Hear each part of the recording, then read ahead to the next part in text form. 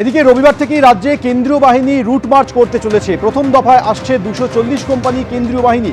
দক্ষিণবঙ্গে 174 কোম্পানি মোতায়েন করা হবে, উত্তরবঙ্গে 66 কোম্পানি। সবচেয়ে বেশি কেন্দ্রীয় বাহিনী মোতায়েন করা হচ্ছে উত্তর 24 পরগনায়। সরাসরি আমাদের এ বিষয়ে আরও বিস্তারিত তথ্য দেবেন আমাদের প্রতিনিধি রুমা পাল রয়েছেন। রুমা,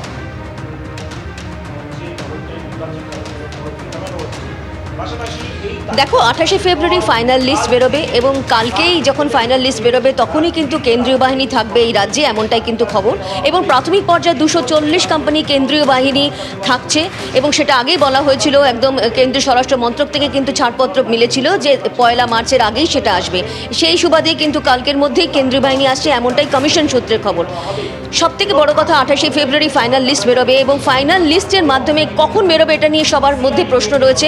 জানিয়ে রাখি যে যদিও কমিশন সঠিক সময়সীমা বলেনি যে কোন টাইমে গিয়ে এই ফাইনাল লিস্ট বেরোবে, যদিও প্রিন্টিংয়ের কাজ চলছে। অন্যদিকে এটাও ঠিক যে একদম অনলাইনে যেমন প্রথমেই দেখা যাবে, অনলাইনে দেখা যাবে, অফলাইনে এসডিও বা বিডিও অফিস থেকে দেখা যেতে পারে, সেখানে গিয়ে জানা যেতে পারে। তবে অনলাইনে জানা যাবে, অনলাইনে ওয়েবসাইট রয়েছে, ACI নেট অ্যাপ রয়েছে এবং তার মাধ্যমে কিন্তু জানা যাবে। এবং সেক্ষেত্রে জানিয়ে রাখি যে এর আগেও কিন্তু কমিশন বলছে যে যাদের নাম বাদ যাবে অর্থাৎ ডিলিট হবে, বৈধ কারণে যাদের ডিলিট হবে, সেক্ষেত্রে কিন্তু ডিলিশন থাকবে। অন্যদিকে থাকবে অ্যাডজুকেটেড, অর্থাৎ যাদের কিন্তু নিষ্পত্তি হচ্ছে জুডিশিয়াল অফিসারদের দ্বারা এবং তাদের এখনও নিষ্পত্তি হয়নি, সেক্ষেত্রে কিন্তু থাকবে অ্যাডজুডিকেটেড। এবং তার সঙ্গে আরও একটা কথা বলে দিই যে সেন্ট্রাল ফোর্স যে আগেই আসছে, অর্থাৎ যেখানে 28শে ফেব্রুয়ারি যখন ফাইনাল লিস্ট বেরোচ্ছে তখনই কিন্তু সেন্ট্রাল ফোর্স আসছে, এমনটাই কিন্তু কমিশন সূত্রের খবর। তবে সবথেকে বড় প্রশ্ন যে কোথা থেকে কত নাম এখনো পর্যন্ত ডিলিট হতে পারে। সেক্ষেত্রে এখনো পর্যন্ত যা খবর সেটা হচ্ছে যেমন 60,06,000 নিষ্পত্তির জন্য রয়েছে, সেটা কিন্তু পরবর্তীতে নিষ্পত্তি হবে, কারণ কালকে যে লিস্ট বেরোবে সেটা কিন্তু আমি আগে যেটা বললাম অ্যাডজুডিকেটেড থাকবে লেখা।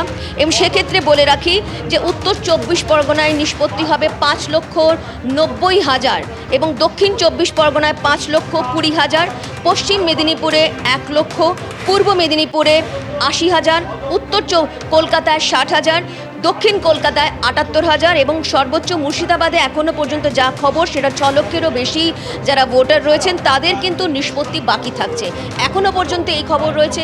আবারও জানিয়ে দিচ্ছি যে 28শে ফেব্রুয়ারি একেবারে ফাইনাল লিস্ট তৈরি হয়ে যাবে এবং কমিশন সেটা বের করবে, অনলাইনে সেটা দেখা যাবে, ECI নেট অ্যাপের মাধ্যমে দেখা যাবে। আর কালকেই কিন্তু কেন্দ্রীয় বাহিনীও থাকবে, এমনটাই কিন্তু কমিশন সূত্রে খবর। 1 মার্চের মধ্যে আগেই কিন্তু বলেছিল যে কেন্দ্রীয় বাহিনী আসতে হবে, সেক্ষেত্রে প্রাথমিক পর্যায়ে 240 কোম্পানি কেন্দ্রীয় বাহিনী থাকছে এই রাজ্যে। রুমা ধন্যবাদ। অর্থাৎ কাল ফাইনাল লিস্ট বেরোতে চলেছে, তার আগে ইতিমধ্যেই রাজ্যে সেন্ট্রাল ফোর্স চলে এসছে। নদিয়ার তাহিরপুরের ছবি আপনারা দেখছেন, সেন্ট্রাল ফোর্স ইতিমধ্যে রাজ্যে চলে এসছে। কোন জেলায় কত পরিমাণে সেন্ট্রাল ফোর্স মোতায়েন করা হবে সে বিষয়ে ইতিমধ্যে সিদ্ধান্ত হয়ে গিয়েছে। কাল বাদে পরশু অর্থাৎ রবিবার থেকেই রাজ্যে কেন্দ্রীয় বাহিনী রুট মার্চ শুরু করতে চলেছে। अरे पूर्णिमा सीनियर तुम ही हो ना।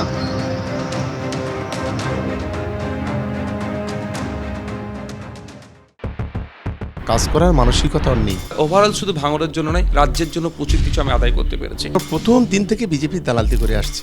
এই 2026-এ নির্বাচনী বৈতরণী পার করার মূল অস্ত্র হয়ে দাঁড়াবে, দেখবেন ভোটাধিকার থাকবে কি থাকবে না। বিজেপি বলবে অমুকের ভোটাধিকার কেড়ে নেবো, আর তৃণমূল বলবে অমুকের ভোটাধিকার আমি বাঁচিয়ে দেবো। আমি ভাষণ দিতে খুব ভালোবাসি, মানে এমন ভাষণ যে সবাই আসন ছেড়ে চলে যায়, মানে অনুপ্রাণিত হয়ে আর কি। আর যখন ভাষণ থামাই গোটা এলাকা হাততালিতে ফেটে পড়ে, মানে ভাষণ থামানোর জন্য আর কি। ছোটবেলা থেকেই ভাষণ দিচ্ছি, ভাষণ দিতে খুব ভালো লাগে আমার। আজ বিধানসভা নির্বাচনের আগে আমি ভাঙড়ে ভাষণ দেব আর বিটকেল প্রশ্ন রাখবো রাজনৈতিক মহলের কাছে। তো চলুন যাওয়া যাক। অনেক জমি দখল করে নিয়ে বিল্ডিং বানাচ্ছে। না, বেআইনি ভাবে এলাকায় কোনো জমি দখল হচ্ছে না, সব ঠিকঠাক আছে। পানীয় জলের সমস্যা কতটা রয়েছে এখানে? আপাতত অনেক সমাধান করেছে, অনেক বহুত মিটেছে। আগে যেটা সমস্যা ছিল সেটা অনেকটা সমাধান হয়ে গেছে। ভাঙড় বিধানসভা কেন্দ্র যাদবপুর লোকসভার মধ্যে পড়ে। ভাঙড় 1 ডেভেলপমেন্টের 3টি গ্রাম পঞ্চায়েত, ভাঙড় 2 ডেভেলপমেন্টের সবকটি গ্রাম পঞ্চায়েত নিয়ে এই বিধানসভা কেন্দ্রটি গঠিত। গত 5 বছরে ভাঙড়ে কোনো উন্নয়ন নেই। 1 ফুটও রাস্তা করতে পারিনি, একটা ব্রিজ করতে পারিনি, একটা কালভার্ট করতে পারিনি। প্রচুর কাজ হয়েছে আমাদের এলাকায়, পানীয় জলের উপরে বহুত কাজ করেছে, অনেকটা উন্নতি দেখা যাচ্ছে, রাস্তাঘাট সব দিক দিয়ে ভালো হয়েছে। লাইটেরও কাজ হয়েছে, পানীয় জলেরও কাজ হয়েছে। পরিস্থিতি খুবই খারাপ। গত 3টে বিধানসভা নির্বাচনে এই কেন্দ্রে বারবার পালাবদল হয়েছে। 2011 সালে জয়লাভ করেন সিপিএম প্রার্থী বাদল জমাদার, 2016 সালে জয়লাভ করেন তৃণমূল প্রার্থী আব্দুর রেজ্জাক মোল্লা, 2021 সালে জয়লাভ করেন আইএসএফ প্রার্থী নওশাদ সিদ্দিকী। তাহলে বুঝতেই পারছেন এখানে পালা বদল বারবার চলতেই থাকে। ভাঙড়ে কি এবারও ভোট সন্ত্রাস দেখবে সাধারণ মানুষ? আমরা শান্তিপূর্ণ ভোট চাই। কেউ যদি ঢিল ছড়ে, আমি তো নিশ্চিত তার দিকে রসগোল্লা ছুটবো না, আমার তাকে প্রোটেস্ট করতেই হবে। ভাঙড়ে মারামারি হয় না, ভাঙড়ে মার দেয়, মানে আমরা মার খাই। হিংসা তখনই বন্ধ হবে যদি শাসক চায়। আইএসএফ তৃণমূলের এই লড়াই যেভাবে সংঘর্ষ চলছে তাতে মানুষ অস্বস্তির মুখে আছে। এই ভোট আসছে, এর পরে কি হবে এখন বলা যাবে না। মারামারি তো 24 ঘন্টা হয়েই থাকে। ভাঙড়ের সমস্ত গন্ডগোলের মূল নায়ক এই নওশাদ সিদ্দিকী। কিন্তু আমি সারা রাজ্যের মানুষের কাছে বলবো, রাজনৈতিক নেতাদের কথায় হিংসায় জড়াবেন না। ভোট আসছে, ভোট যাবে, আমার প্রতিবেশী, তার সাথে আমি হিংসায় জড়াবো না।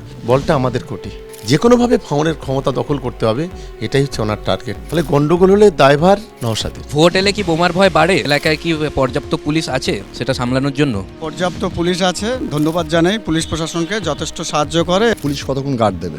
গার্ড দেওয়া সম্ভব না। রাজ্য সরকার তো বিরোধীদের কথাকে সেই অর্থে শুনতেই চায় না। যা সমস্যাগুলো আছে প্রত্যেকটা বিষয় আমি কম বেশি ওখানে নোটিস করেছি, বাজেট পেশে বলেছি, যে যে সেশন থাকে সেই সেশনে উত্থাপন করেছে। নওশাদ সিদ্দিকীর অভিযোগ ভাঙড়ে তার উন্নয়ন প্রস্তাব অনেকদিন ধরে আটকে রাখা হয়েছে। এটা তো একটা নাটক, কাজ করার মানসিকতা ওর নেই। এখন ভাঙড়ে যদি একটা ইট কেউ কোনো উন্নয়নের জন্য হয় বা একটা লাইট লাগানো হয়, সেটাও কিন্তু ভাঙড়ের বিধায়কের ক্রেডিট যাবে। লক্ষ্মীর ভাণ্ডার যেটা বেড়েছে, গ্রামের মায়েরা কম বেশি খুবই খুশি এবং ইয়ং জেনারেশন তারাও খুব খুশি। আমরা আশা করব যে মমতা বন্দ্যোপাধ্যায় যে পদক্ষেপগুলো নিচ্ছেন, আগামী দিনে ভিন রাজ্যে হয়তো মানুষ যেতে হবে বলে আমি অন্তত মনে করি না। গ্রামীণ অর্থনীতি বলি আর শহরের অর্থনীতি বলি, এর ফলে অনেকটা চাঙ্গা হবে।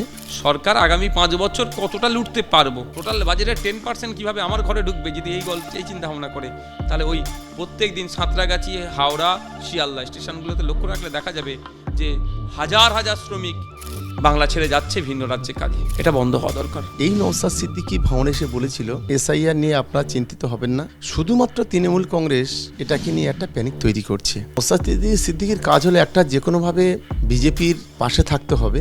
সেই ক্ষেত্রে যদি তৃণমূলকে যদি দুটো কথা না বলা যায়, তাহলে তো মানুষ সেটা ধরে ফেলবে। শুধু ভাঙড় নয়, সারা রাজ্যের মানুষ একটু বুঝে গিয়েছে বিজেপি তৃণমূল মিলে নির্বাচন কমিশনকে সামনে রেখে এসআইআর নামে আতঙ্কের পরিবেশ তৈরি করছে। এই 2026-এ নির্বাচনী বৈতরণী পার করার মূল অস্ত্র হয়ে দাঁড়াবে দেখবেন। উন্নয়ন, দুর্নীতি, কালোবাজারি সব ভুলে যাবে। ভোটাধিকার থাকবে কি থাকবে না। বিজেপি বলবে অমুকের ভোটাধিকার কেড়ে নেবো, আর তৃণমূল বলবে অমুকের ভোটাধিকার আমি বাঁচিয়ে দেবো। সারা রাজ্যের মানুষ বুঝে গিয়েছে এই নাটক। আমি প্রথম বলেছি যে যদি ভারতবর্ষে কোনো ড্রামা কম্পিটিশন হয়, সেই কম্পিটিশনে ফার্স্ট অ্যাওয়ার্ড যেটা, সেটা পাবে নওশাদ সিদ্দিকী। বিজেপি তৃণমূলের হাত থেকে বাংলাকে মুক্ত করা দরকার। ওর মূল লক্ষ্য হচ্ছে তৃণমূল বিরোধিতা করা আর বিজেপিকে আগামী দিনে ক্ষমতায় নিয়ে আসা। কোনো কারো আমি চটি দেখিও নির্বাচন হয়নি, কারো পদ্ম ফুল দেখিও আমি নির্বাচন হয়নি। ভাঙড়ের মানুষের দোয়া আশীর্বাদ তথা ভোটে আমি নির্বাচিত হয়েছি। 26-এর লড়াই তৃণমূল কংগ্রেস চোখে চোখ রেখে লড়াই করবে ভাঙড়ে। লড়াইটা আমার সমাজ পরিবর্তনের লড়াই। ক্ষমতার শীর্ষে যেতে হবে, ওই লড়াই আমার নেই, ওই লোভ আমার নাই। বাস, আর নয়, আর আমি দাঁড়াতে পারবো না, হবে না। আগে আমি ভোটে দাঁড়াই, তারপর আমি দেখবো কতগুলো ভোট পাচ্ছি, তারপরে দেখবো। আর যতক্ষণ না দাঁড়াচ্ছি আপনারা দেখতে থাকুন এবিপি আনন্দ, তারকার চোখে তারকা কেন্দ্র। দেখা হচ্ছে, আর চোখ রাখুন এবিপি আনন্দ। এবিপি আনন্দ, এগিয়ে থাকে, এগিয়ে রাখে।